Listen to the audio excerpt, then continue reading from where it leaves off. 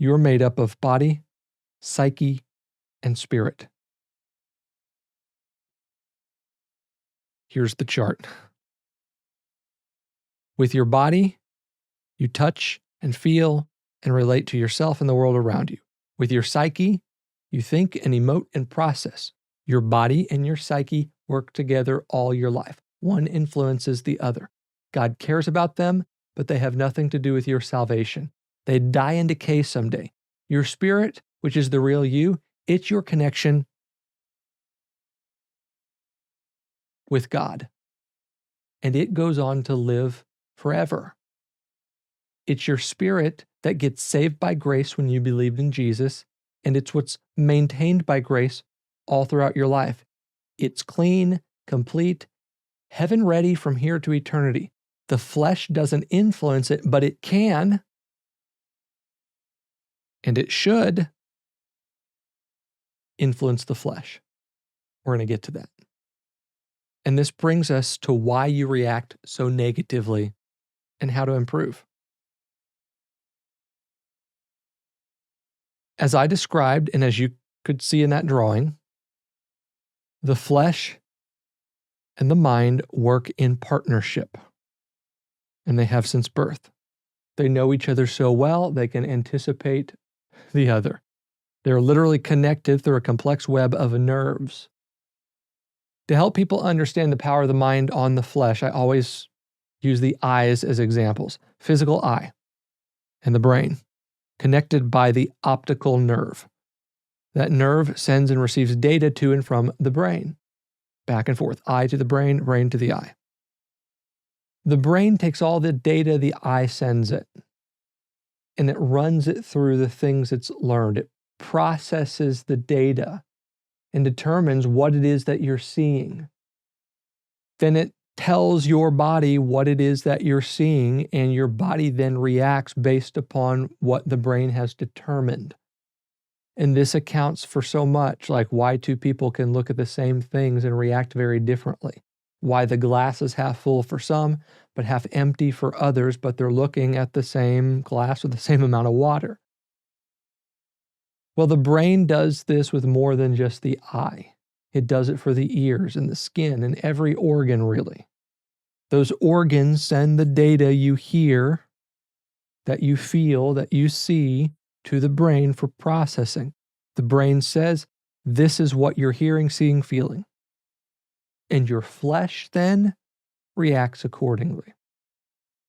If it's something that it's heard a lot, or felt a lot, or have seen a lot, or even something similar, or even the thought of something, the flesh has an almost instant response because it's that connected with the mind.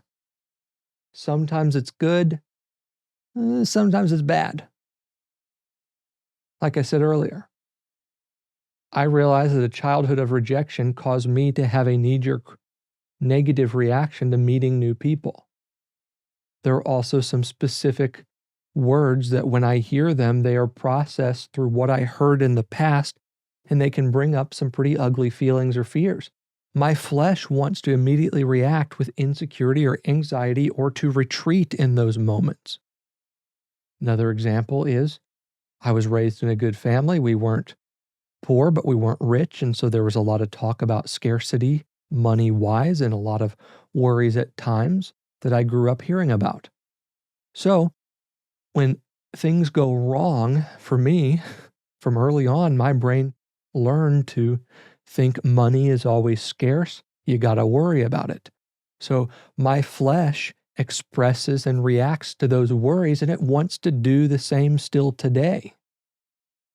I know people they were in car accidents, who just at the quick tap of a brake while in traffic have an instant reaction.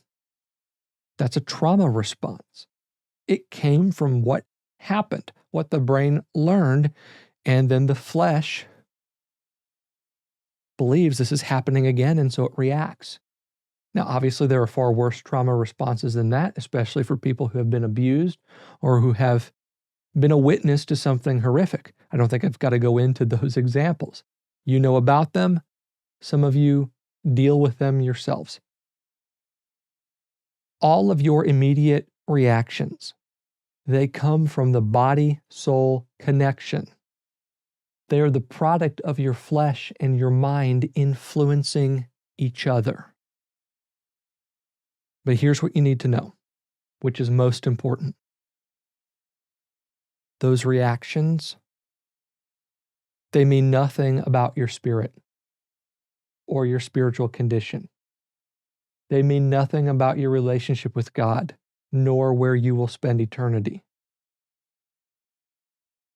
If you battle depression, for example, that's a flesh or a mind condition.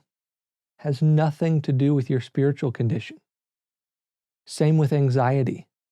Same with Down syndrome. Same with cancer. Same with any condition of the flesh or the mind that you can think of. Your salvation is not dependent upon your flesh or your feelings or your moods or your attitudes or your symptoms or your disabilities. It is solely dependent upon the condition of your spirit, which was made right through your belief in Jesus. So if you take away one thing from this message, I want you to know you are not what you feel, you are not what you fear, you are not how you fail. The real you is made new, made right, made whole, made holy, hidden in Christ. Like the message? Discover more about the spiritual and scientific roots of your negative emotions and behaviors through my audio series, Attitudes and Actions. The 5 messages include the truth about you and your reactions, beating bad habits and hang-ups, 3 lies behind a stressed life, and the power of love. Get all 5 messages today on MP3 at kylewinkler.org/actions.